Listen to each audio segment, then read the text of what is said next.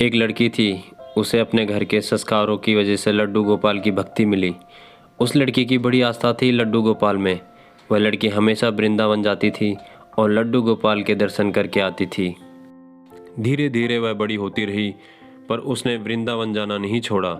उसकी शादी हो गई, बच्चे हो गए, वो भी बड़े हो गए, उनकी भी शादी हो गई, पर उस लड़की का नियम कायम था। एक दिन जब वो लड़की बहुत बुढ़िया हो गई और उसके पास बस की चलना नहीं रहा, जो वृंदावन जाकर लड्डू गोपाल की एक मूर्ति ले आई और घर में रहकर ही उसकी पूजा करने लगी। एक दिन पूजा करने के बाद उस बुढ़िया ने अपनी बहू से कहा कि बहू, इस मूर्ति को अंदर वाले कमरे में रख दे। बहू उस मूर्ति को लेकर अंदर गई, पर गलती से उसने वह मूर्ति छूट गई। बड़ी जोर की आवाज़ हुई। बुढ़िया घबराई सी चिल्लाई, क्या हुआ बहू? बहू बोली, कुछ नहीं माँ जी, केवल मूर्ति गिर गई है। यह सुनकर बुढ़िया ज़ोर ज़ोर से रोने लगी। वो रो रो कर यही चिल्लाई जा रही थी कि कोई जाओ और जाकर डॉक्टर को बुलाओ। मेरे लड्डू गोपाल को चोट लग गई, मेरे लड्डू गोपाल को चोट लग गई। पहले तो बहू ने सोचा कि बुढ़िया नाटक कर रही है, पर जब काफ़ी देर हो जाने के बाद भी वो चुप नहीं हुई तो बहू को लगा कि बुढ़िया पागल हो गई है। अक्सर बुढ़ापे में लोग सटिया जाते हैं। शाम को जब बुढ़िया का बेटा घर आया और उसे बहू ने सब समझाया तो उसे भी लगा कि माँ सचमुच पागल हो गई है। भला मूर्ति के लिए भी कोई डॉक्टर आता है? फिर उसे अपने बच्चों का ख्याल आया और उसने निश्चय किया कि माँ को पागल खाने भेजना पड़ेगा, नहीं तो माँ के पागलपन का असर मेरे बच्चों पर भी पड़ सकता है। वहाँ पास में ही एक समझदार आदमी रहता था। जब उसके कानों तक यह बात पहुँची तो उसने उस माँ के बेटे को बुलाया और उसे समझाया कि देखो बेटा, बुढ़ापा और बचपन दोनों एक जैसे होते हैं।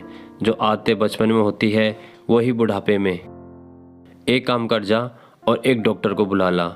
उसे पहले से ही समझा दियो कि तुझे एक मूर्ति का चेकअप करना है और बाद में यह बोलना है कि मूर्ति तो ख़त्म हो गई और उसमें अब जान बाकी नहीं है। जब उसे पैसे मिलेंगे तो भला उसे क्या दिक्कत होगी यह कहने में। इस तरह तुम्हारी माँ को पागल खाने भी नहीं जाना पड़ेगा और उसकी जिद भी पूरी हो जाएगी। बेटे को बात समझ में आ गई। वो गया और जैसे उस आदमी ने बताया था एक डॉक्टर को समझा दिया। डॉक्टर भी राजी हो गया। अगले दिन डॉक्टर उस बुढ़िया के घर गया और घर में घुसते ही बोला, अरे बुढ़िया, कहाँ है तेरे लड्डू गोपाल? बुढ़िया ने मूर्ति को दिखाते हुए कहा, आओ डॉक्टर साहब आओ, देखना जरा क्या हो गया मेरे लड्डू गोपाल को। डॉक्टर दूर से ही बोला, अरे बुढ़िया, इसमें तो जान बाकी नहीं है, ये तो ख़त्म हो गई। बुढ़िया को गुस्सा आ गया। बुढ़िया ने डॉक्टर से पूछा, क्यों रे डॉक्टर, कितने साल हो गए तुझे डॉक्टरी करते हुए? डॉक्टर शक पकाया और बोला, 40 साल। पर क्यों? बुढ़िया ने कहा कि इतने साल हो गए तुझे डॉक्टरी करते हुए, पर इतना समझा नहीं कि आया कि मरीज़ को हाथ लगाए बिना उसकी बीमारी का पता नहीं चलता। डॉक्टर को लगा कि वो कुछ ज़्यादा ही जल्दी अपना काम ख़त्म कर रहा है। उसने जाकर मूर्ति के हाथ की नब्ज देखी और कहा कि ले माँ, कुछ नहीं है तेरे लड्डू गोपाल में। बुढ़िया बोली, बेटा सही से देख, ऐसा नहीं हो सकता। डॉक्टर ने इस बार छाती को चेक करके देखा और फिर बोला, माँ कुछ नहीं है, अब तेरी मूर्ति में यह ख़त्म हो गई। बुढ़िया ने कहा कि बेटा वो जो मशीन होती है ना तुम्हारे पास, उससे चेक करके देख।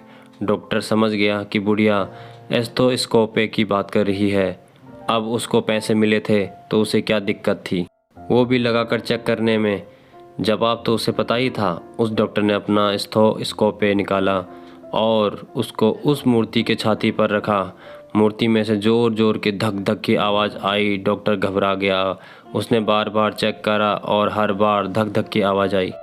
उस डॉक्टर ने उस बुढ़िया के पैर पकड़ लिए और बोला कि माँ, ये जो दुनिया तुझे पागल कहती है, असल में ये दुनिया पागल है जो इस मूर्ति के पीछे छुपी हुई तेरी भावनाओं को नहीं देख सकी।